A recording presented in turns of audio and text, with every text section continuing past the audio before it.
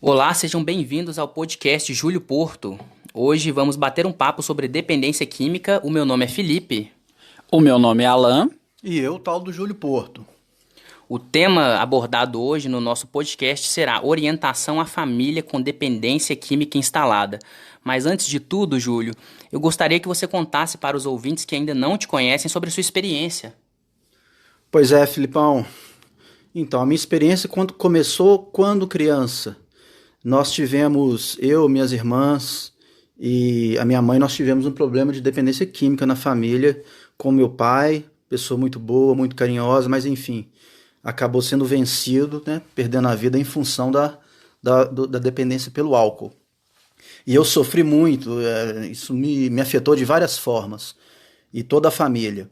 E quando isso foi desde criança. E quando eu entrei na adolescência, o que foi que eu fiz? Segui a contingência. Me tornei um usuário compulsivo de drogas e fui até os 19 anos. A partir disso, eu comecei a trabalhar com crianças e adolescentes em situação de risco. Trabalhei em abrigo, centro de passagens, trabalhei em centro socioeducativo, dei aula na região metropolitana de Belo Horizonte. Eu também sou formado em História. E aí eu pude vivenciar todas as questões relacionadas à dependência química, desde a experiência pessoal familiar, até mesmo a experiência com outras pessoas. Fui vendo o que funcionava, o que não funcionava. E depois de toda a maior parte dessa experiência, eu decidi fazer psicologia para me tornar um profissional mais capacitado e continuar esse trabalho que agora estou realizando do jeito que eu sempre quis. Então, se a gente for olhar aí, você tem quanto tempo de experiência aí com a dependência química, com esse enredo todo? De vivência, eu tenho 46 anos e comecei a ter criança, né? Mas como profissional tem cerca de 25, 26 anos. Foi isso. Júlio, nas suas redes sociais é observável que você cita muito a família. Eu queria saber, né, por que a família é a base da sua abordagem no tratamento do dependente químico. Eu vou tentar ser breve, Felipe, porque senão com essa pergunta eu poderia levar horas para poder te mostrar por que esse caminho. Então vamos lá. O que é a família, né? Sem filosofar muito, sem entrar em muitos termos antropológicos e técnicos, a família é aquele primeiro meio onde onde a pessoa, ela começa a se socializar. Ela aprende a lidar com todas as questões, com vários desafios, com os nãos da vida, com os sucessos, com os fracassos, com os relacionamentos que não são bons, né? E é a partir da família que ele começa a levar aquilo que ele já conheceu de interação social para fora. Então, o meu primeiro tópico, o meu primeiro objetivo de abraçar a família para o tratamento de dependência química começa por aí. O segundo, eu vi muito bem meus últimos 9 anos, meus últimos 11 anos de trabalho trabalhando para a instituição. Eu fui coordenador de uma comunidade terapêutica para crianças e adolescentes dependentes químicos. Olha o desafio. E o que foi que eu vi? A estrutura desse lugar que eu trabalhei, muito boa. A pessoa que idealizou e que fez ela acontecer, uma pessoa muito competente. Então, muito bem alinhavadas as propostas, os estudos, as exigências com os profissionais. Mas, quando esse adolescente, porque lá era sistema de internação, eu fiquei também revezando por muito tempo, coordenando a comunidade de adultos. E o que foi que eu vi? Muitas vezes, quando esse adulto ou esse adolescente ele voltava para a família, né, ele saía da internação e com um conhecimento muito bem elaborado, com o controle da abstinência muito bem resolvido, né, todo munido de técnicas para poder tomar cuidado com os gatilhos do lado de fora, mas ele encontrava na casa dele uma família disfuncional, uma família com uma comunicação precária, com um método de educação ou autoritária demais, ou então muito permissiva, entre outras questões. E quando essa família era assim, a recaída era praticamente certa. Então a gente não é só na comunidade terapêutica nessa onde eu trabalhei. São várias que isso acontece. Porque a família ela não trabalha, e eu não digo aí, né, quando eu digo isso, eu gosto de sempre enfatizar. Eu não falo que a família é a culpada, mas eu digo que a família, quando o dependente químico tem família, porque quando ele não tem, aí é outra abordagem, a família ela é responsável pelo tratamento. Por quê? Porque ela ajudou a constituir esse indivíduo. Isso aí.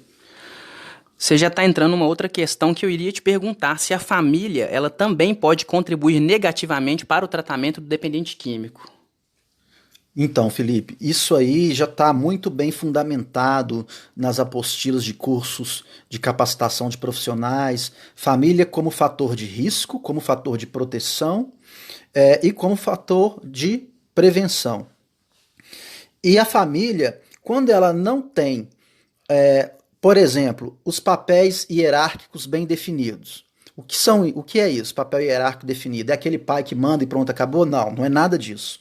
A família, quando ela estabelece um limite com sua autoridade, não de forma abusiva, mas ela constrói um respeito entre a família, esse adolescente, essa criança que vai se tornar um adulto, ele vai para o mundo sabendo lidar mais com as regras da vida, com as regras da sociedade, com os desafios que são os pontos de vista que são divergentes a ele. Aí, papel hierárquico na família. É bem definido, então é fator de proteção. Se sempre é definido desde criança, muito bem elaborado, fator de prevenção. Se não existe, família é fator de risco. Uma outra questão, que também, até pouco tempo atrás, era muito polêmica, um psicólogo ou uma pessoa, um profissional, não podia falar, às vezes não podia falar disso, mas a religião, a questão da religiosidade.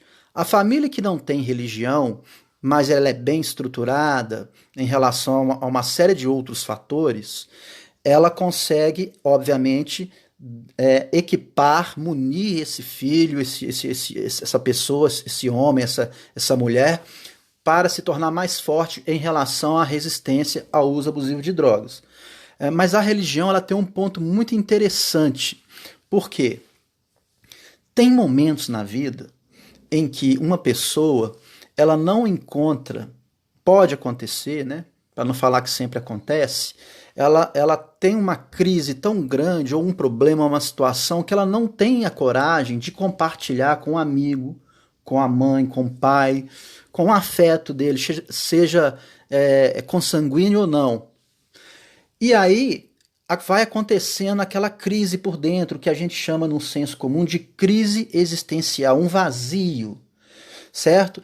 E a droga ela vem para tamponar esse vazio muitas vezes. E a pessoa que ela cresce dentro de uma fé, de um parâmetro religioso, o que acontece? Muitas vezes, quando chega essa dúvida, esse vazio, ela vai acreditar, pela influência da educação religiosa, que um poder superior ele vai garantir lá na frente o livramento desse sofrimento, o entendimento, o discernimento. Então, é muito importante a família que tem religião. Obviamente, não estou dizendo que a família que não tem religião é um fracasso, né? Eu expliquei isso. Mas eu digo também que a família que tem uma religião e a usa de forma muito autoritária, isso também torna-se fator de risco para uma ou mais pessoas da família se tornarem dependentes químicos. Por quê? Aí vem uma outra situação. Eu cresci numa religião onde quem cuida de mim, eu vou dar um exemplo aqui. Minha mãe, por exemplo, faz de conta, minha mãe, ela me manda ir para a igreja todo dia e tudo que eu faço é pecado e tem uma visão exagerada, doentia da interpretação daquela religião que eu frequento, que não tem nada a ver com o que eu sinto, com o que eu gosto de fazer. Logo eu entro em crise e quem poderia me socorrer era a minha família. Não socorre. Então vou procurar anestesia na substância. Então a religião, ela é boa quando ela tem temperança para ser desenvolvida dentro da família. Levando em consideração que você está falando que tudo isso aí engloba numa família disfuncional. O que seria uma família disfuncional, Júlio? Uma família disfuncional, eu vou trazer essa palavrinha disfuncional para o senso comum. O que é o senso comum? De uma forma que qualquer pessoa que estiver ouvindo o nosso podcast, qualquer pessoa consiga entender o conceito. Uma família disfuncional, ela é uma família que tem dificuldades para ter sucesso desde os campos mais básicos da vida até os mais sofisticados. Por exemplo, uma família que tem uma comunicação precária, então ninguém se encontra para conversar, nenhum familiar aconselha o outro, não tem afeto. E essa comunicação ela é sempre feita de adjetivos. A pessoa, por exemplo, o jovem fala, eu quero ser um profissional X. Aí a mãe fala, você não dá conta disso não, porque é isso, porque é aquilo. Sabe, aquela questão de ir reprovando, de chamar a pessoa de burra ou de qualquer outra coisa. Isso tudo é uma comunicação violenta. Então, família disfuncional tem, geralmente, uma comunicação violenta. A família disfuncional, como eu disse, tem geralmente os papéis hierárquicos mal definidos ou não definidos.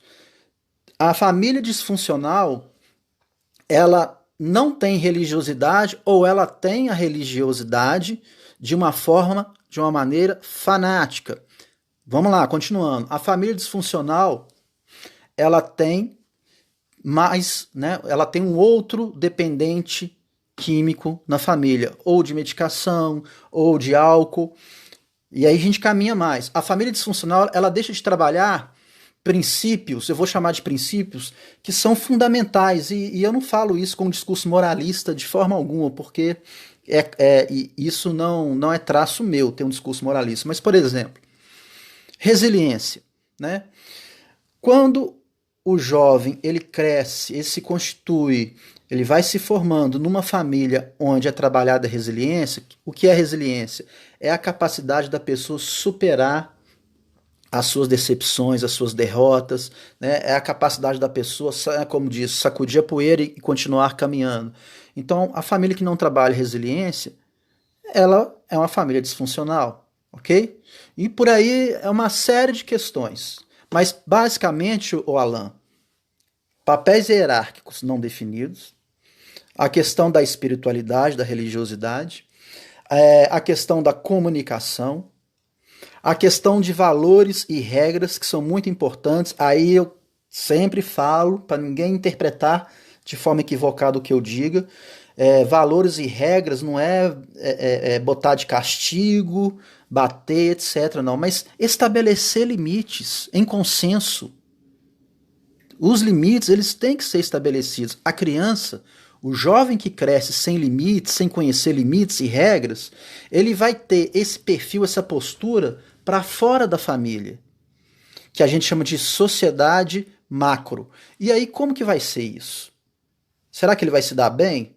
Não, ele vai dar muita cabeçada. E por acaso, se ele experimentar a droga, ele vai sentir um alívio por não ser aceito por ninguém.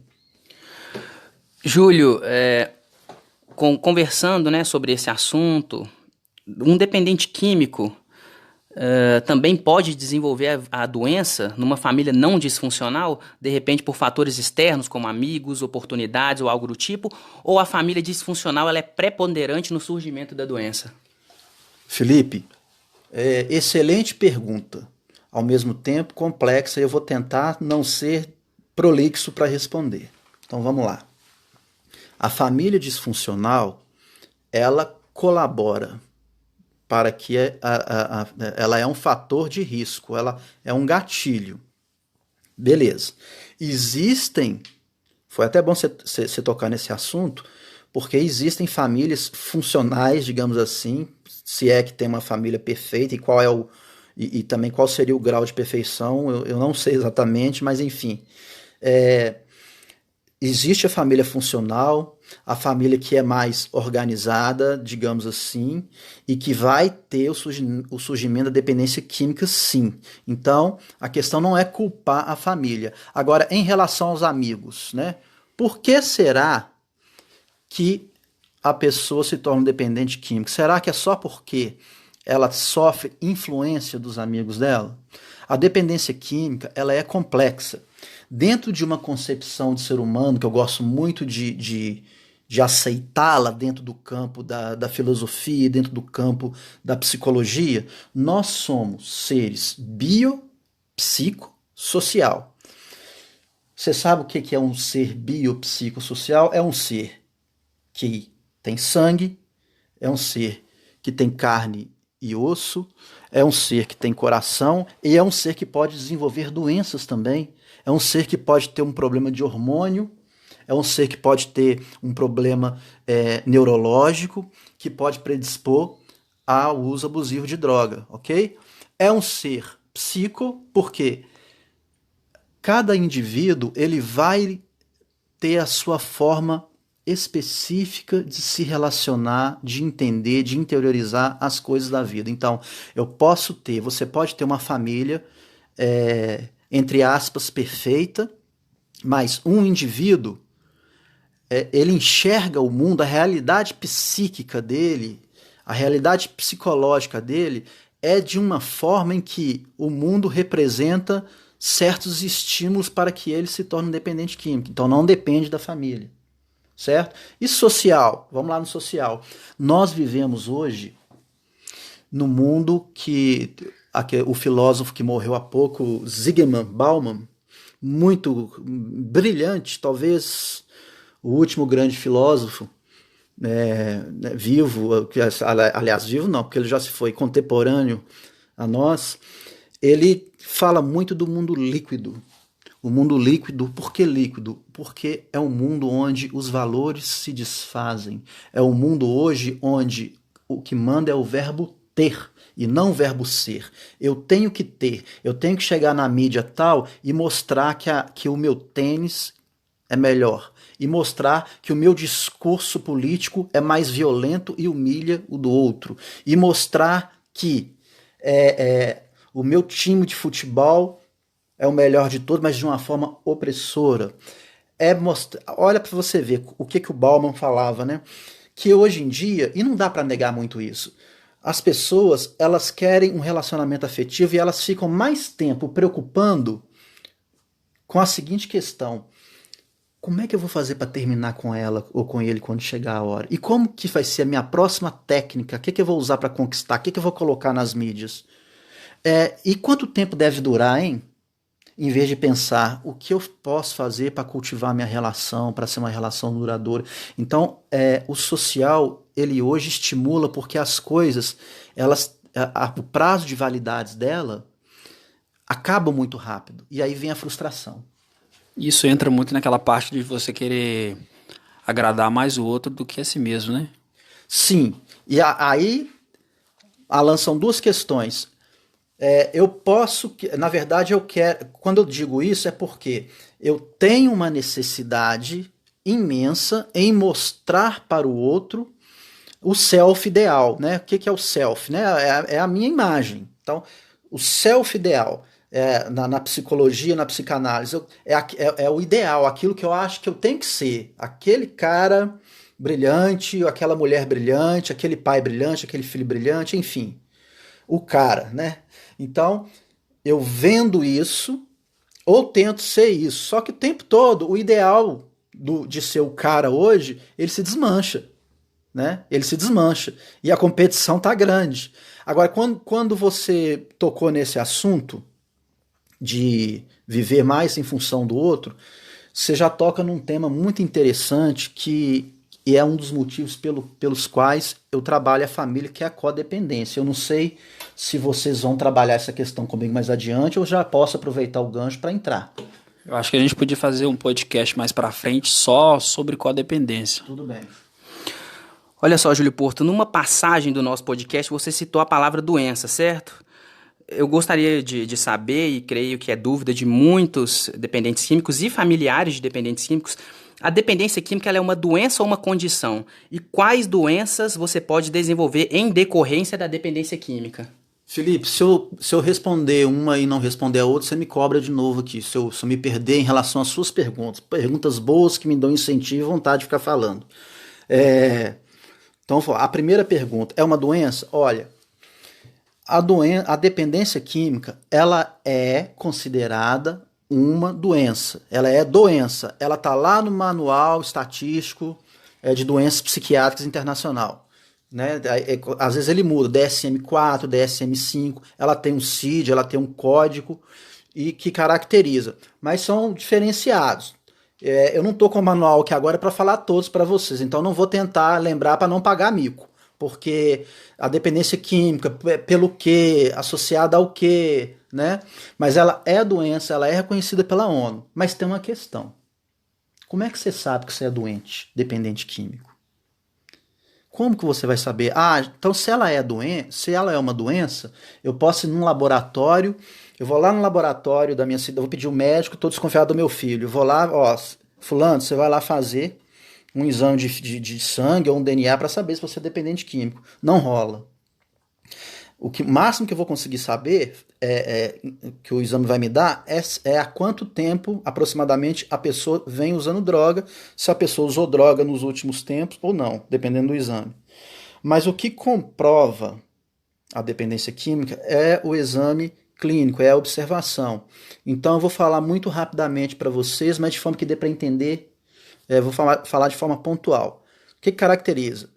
É a soma disso tudo que eu vou falar. A pessoa ela gasta a maior parte do tempo dela, do tempo funcional dela, ou seja, saiu da cama, ela passa a maior parte do tempo dela em função da droga, ou seja, articulando para conseguir dinheiro, articulando para ter a droga, articulando para achar um lugar melhor para usar a droga e curtindo aquela sensação e também esperando um tempo para aquela sensação ir embora, para não denunciar para quem não pode que ele é usuário.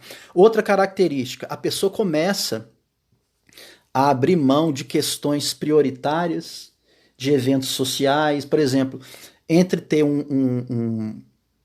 uma comemoração marcante para a família e usar droga, a pessoa prefere usar droga. Ou, se ela não tiver de condições de usar droga naquele lugar, ela não vai.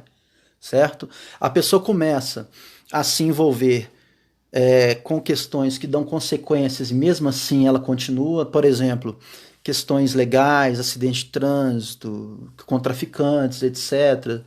E por aí vai. A pessoa começa a prejudicar sua saúde psicológica, sua saúde física, ela começa a ter prejuízos funcionais na vida afetiva, na vida profissional. Isso tudo, cara, aí sim, aí o especialista ele vai levar isso e mais algumas outras coisas em consideração e vai falar é ou não é dependente químico. Agora, eu vou responder a sua segunda pergunta em relação às outras doenças. Sim. Mas existe um discurso que eu não vou falar que ele é certo ou que ele é errado, a gente até pode discutir isso no outro momento, dentro desse tema que você está falando, dependência química e doença. Então, geralmente, se classifica a dependência química, o uso de drogas, em 3 campos. O experimental, que é o seguinte, o menino foi lá, ele fumou um baseado na vida, só fumou, não gostou, ou se gostou, ele, por questões dele, etc., ele não vai mais usar, nunca mais. Aí sim, nunca mais volta a usar. Tem o usuário recreativo. O que é o usuário recreativo? É aquele usuário que dá conta de administrar toda a sua vida, não traz prejuízo para ninguém, muito menos para ele, e consegue usar drogas, sei lá, não dá para a gente falar de um prazo que caracterize um usuário recreativo, de 2 em 2 meses, 6 em 6 meses, não sei. Mas existe esse campo aí do usuário recreativo. E o dependente químico, que é a doença que todas essas características que eu falei aí um pouco atrás. A outra pergunta sobre doença. Quais doenças você pode desenvolver em decorrência da dependência química? O dependente químico pode desenvolver? Olha, Felipe, eu vou começar a falar com você o seguinte. Existem doenças que são primárias e doenças que são secundárias à dependência química. Então, para começar a entender, a gente tem que saber um conceito que se chama comorbidade. Falando de doença, o conceito de comorbidade, e falando do nosso tema, dependência química, comorbidade é quando tem duas doenças ou mais associadas, ou seja, qual doença que tem que estar presente agora, a gente está falando, a dependência química. Então, ela existe, e associada a ela tem que ter uma ou mais doenças. Então, vamos lá. Existem pesquisas que apontam que o uso contínuo de maconha, por exemplo, de maconha, durante muitos anos, ele vai fazer com que a pessoa desenvolva a esquizofrenia.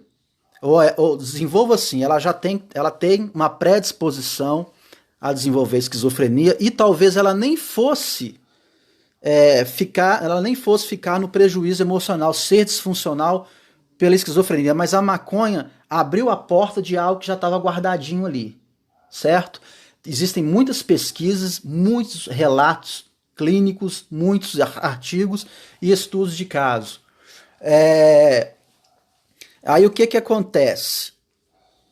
A esquizofrenia, nesse caso, ela é secundária à dependência química, de certa forma, mesmo que ela já estava ali guardadinha, mas para a gente entender de uma forma melhor. Aí existem outras doenças, por exemplo, quando que você tem uma comorbidade onde tem uma doença que é primária à dependência química? Então eu vou dizer, por exemplo, existem muitos estudos científicos, né, que mostram que pacientes com transtorno bipolar, transtorno afetivo bipolar, ele tem uma grande predisposição a desenvolver o uso abusivo de drogas, pelas próprias características comportamentais do sujeito, do indivíduo que sofre do transtorno bipolar. Se eu for entrar nas peculiaridades aqui, porque tem 2, 3 tipos de transtorno, mas só para vocês terem ideia. Por exemplo, TDAH. Tem muitas crianças que têm o transtorno de hiperatividade e têm um acompanhamento e elas não vão nunca nem passar perto da droga, talvez não vão nem experimentar. Mas existem muitas que, quando elas experimentam e esse diagnóstico não foi feito antes, o que acontece? Ela vai sentir uma sensação, ela vai parar a agitação. E isso pode desenvolver a dependência química, certo? E por aí vai. Tem muitas outras doenças. O importante, por isso é que eu digo sempre, e isso eu coloco nos meus projetos, nas minhas palestras, nos meus vídeos, uma das coisas que essa questão de trabalhar a família, que não foi eu que inventei, mas eu compilei várias observações acerca da abordagem na família, facilita que o papai, a mamãe, o cuidador, a vovó, quem é que cuida, identifique traços de uma outra doença comórbida. Então, olha que interessante. Eu vejo que o meu filho, ele usa muita droga, mas agora eu entendo que ele tem um comportamento de pessoa que tem transtorno bipolar. Aí eu não sou médico, eu não posso fazer diagnóstico, eu não sou psicólogo, mas eu vou encaminhar meu filho, porque os sintomas eu já li sobre isso, não é pecado, não é errado, você não vai taxar. Mas você levantou a suspeita, você tem todo o direito. Leva no psicólogo. O psicólogo levantou, constatou, faz um trabalho em conjunto com outro profissional da saúde, com o médico psiquiatra, enfim. Trabalha a questão e você vai resolver. Aí a chance de sucesso de parar o uso compulsivo de droga, ela é imensa. Por quê? Porque você não parou, você não tratou só a ponta do iceberg. Você trabalhou a raiz. Se a gente for olhar, a associação de doenças são muitas, né?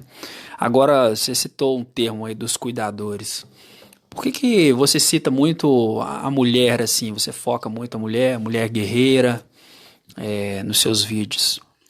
Pois é. Também, Alan, agradeço muito por abordar esse tema. Vamos lá. O que é família, gente? Família, será que existe o conceito de família ideal? Será que a família ideal é a família onde tem um pai, o falo masculino, a mãe e os filhos? Isso é uma família ideal? Não, né? Isso é uma configuração de família. Existem as famílias de formação homoafetivas. E aí, Júlio, você que está falando tanto de família, o que você acha disso? Eu acho perfeito e eu acho aceitável, desde que, obviamente, como uma família que ela é constituída de outra forma, ela aborde, ela trate a comunicação, a empatia, a resiliência, etc. Família onde os pais eles adotaram esse filho, essa filha, famílias, enfim, de agregados, ou seja, duas pessoas se reúnem para viverem juntas, mas ambas de relacionamentos passados com outros filhos. E aí, Júlia, é família? Claro que é família. Ah, mas não é diferente, não. O resultado, não. Vai ser diferente se não abordar resiliência, comunicação, tudo isso que eu venho falando. E aí, respondendo a sua pergunta, mulher, será que eu sou feminista ou então machista? Olha, talvez seja até, Alan, por um pouco de coisa que ficou na minha cabeça durante a minha vida profissional, porque eu vi muito para dizer assim, eu acho que se eu pudesse, eu até falei em fazer isso, mas não fiz, fazer uma estatística das internações das pessoas que eu atendi ao longo de mais de 20 anos, os jovens, a maioria deles foram constituídas de famílias onde a figura masculina, o pai, abandonou essa família, ou enfim, não existia essa figura masculina. Então a mãe, ela pega toda a responsabilidade de cuidar da família, tanto das outras coisas, como das outras coisas que são muito complexas, como também da dependência química. Então, sempre o meu canal de comunicação, na maioria das vezes, não em todas, mas na maioria, foi uma mulher guerreira. E eu sempre falo guerreira por quê? Porque uma pessoa que vem de uma sociedade como a nossa, que está numa sociedade extremamente machista, uma pessoa que ela é abandonada por vários setores sociais, uma pessoa que ela é taxada muitas vezes como irresponsável por morar sozinha, entre aspas, e ela ainda assim, ela é guerreira porque ela trabalha, ela empenha para salvar a vida daquele marido, para salvar a vida daquele filho, daquele irmão. Então, eu vi isso demais. E o que acontece? Eu vejo essas mulheres, elas são perseverantes, mas elas adoecem. Elas se tornam frágeis, porque não é fácil cuidar de uma família, e mais difícil ainda se torna cuidar de uma família onde tem um dependente químico. Muito legal esse bate-papo, muito esclarecedor, Júlio Porto. Eu gostaria de voltar numa pergunta aqui também sobre a família. Especificamente, quais os pontos positivos dessa abordagem envolvendo a família no trato do dependente? Bom, pontos positivos, você diz assim, com o que é que eu abordo, qual que é o que foi que eu compilei, é isso? Quais os benefícios para o dependente químico nessa abordagem com a família, no entorno dele ali, no tratamento da doença? Pois é. Então, o que acontece? O indivíduo, ou mesmo o sujeito, mesmo se ele não fez nenhum tratamento, se ele não está vindo de internação, ou ele já veio de não interessa isso, tá? Mas uma família que se orienta com técnicas, que se orienta com questões importantes, como tudo isso que eu já falei, ela começa a ter uma visão mais ativa. Eu consigo unir com os meus familiares, combinar intervenções, enxergar possibilidades, trabalhar a comunicação de toda a família e assim ter mais ação. Só para ilustrar um pouco, em um dos meus vídeos, eu falo o seguinte: a família é um grande cérebro, e esse cérebro ele é influenciado por cada membro familiar, e cada membro familiar influencia esse cérebro geral e é retroalimentado pelas ideias, pelos princípios, pelos valores da família. A família, ela é alicerce, ela é fortaleza, ela é aquela instituição, porque a família é uma instituição, ela é considerada uma instituição, que ela educa o indivíduo e ela ajuda o indivíduo, ela protege o indivíduo. Eu vou fazer mais uma última pergunta aqui, que uma mãe no Facebook me pediu para te perguntar isso aqui, Júlio Porto. Por que a dependência química é tão difícil de tratar? Lembra, lá no começo, o que foi que eu disse? O ser humano é o quê? Biopsicossocial. Não tem condição, eu não sei se tem, né? Se tiver, eu quero ainda eu quero que alguém me conte e eu quero aprender para me tornar mais capaz ainda. Porque eu acho que a gente está em aprendizado a vida inteira. Mas não existe uma causa única para a dependência química. Sabe por que ela é difícil? Porque ela é uma doença que envolve a emoção do sujeito, o mundo do sujeito, a família do sujeito, ela envolve a questão social, ela envolve se aquela pessoa, aquele dependente, ele tem um transtorno psiquiátrico, você está entendendo? Se sofreu algum trauma ou não, isso pode interferir. Então, assim, é uma gama de questões. Eu brinco muito quando eu quero orientar, ainda mais agora com essa questão toda dessa quarentena, as pessoas a pararem para pensar um pouquinho sobre como se autoavaliarem.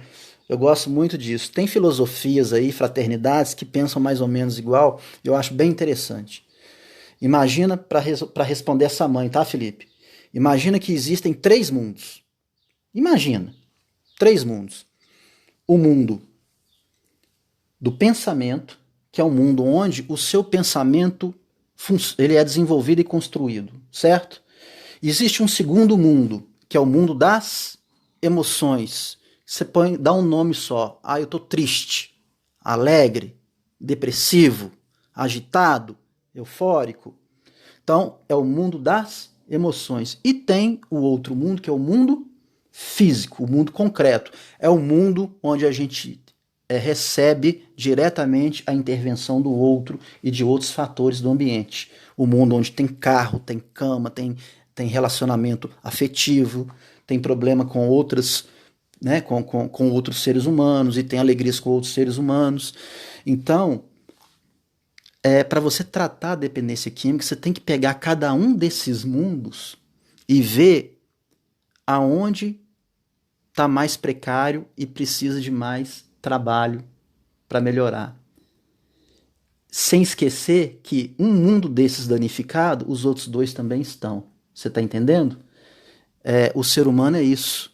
Não, por isso que é difícil o tratamento. E eu sempre peço, gente, não desista, porque é árduo, é cansativo, mas eu vi muito sucesso na minha vida. Eu sofri, né, muito com a droga quando eu era criança e adolescente.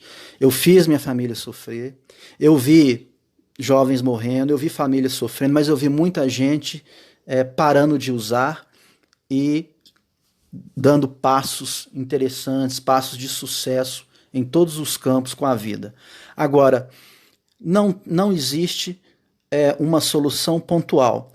O que eu fiz, eu defendo, né, através de estudos, de vivências, foi perceber que a família ela é a protagonista nesse caminho, no caminho da paralisação do uso abusivo, porque existe uma discussão, existe cura, não existe cura.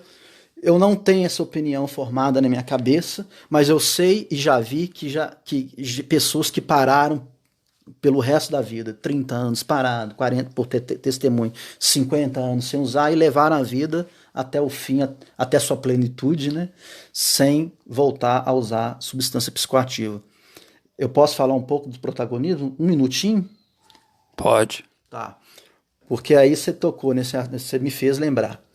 Protagonismo é fazer com que você que está, né, você que está se sentindo responsável familiar, você vai ver como que a família pode estruturar, quais são as técnicas, e você vai fazer isso circular por todos os membros familiares, e aí trabalhando os pontos dos 3 mundos do seu familiar dependente químico: o mundo do pensamento, o mundo das emoções e o mundo físico. Muito bem, é isso aí, um papo muito esclarecedor aqui. Mas lembrando que a gente não vai parar por aqui com esse podcast, vamos abordar vários assuntos. Nós estamos nas principais redes sociais, né? No YouTube, Instagram, também no Facebook. Lembrando a você que esse podcast ele vai estar disponível nas principais plataformas, no Spotify, no iTunes. Então, se você gostou, já peço você que deixe seu like aí, se você estiver vendo pelo YouTube, compartilhe esse podcast, que ele vai ser de muita importância, né, Felipe? Sim, eu, Felipe, aqui gostaria de agradecer ao convidado Alan e ao Júlio Porto por esse bate-papo tão engrandecedor. Dizer também que vai ter mais podcast com o Júlio Porto, já que o Alan mencionou aí, sempre com a intenção de ajudar essas famílias. É isso. Muito obrigado aos ouvintes. É isso aí, pessoal. Agradeço pela atenção e estamos aí, como Alan anunciou, nos canais. Mandem perguntas, interajam comigo, porque eu tenho maior prazer, maior orgulho em poder compartilhar com vocês o que é parte da minha vida. Muito obrigado.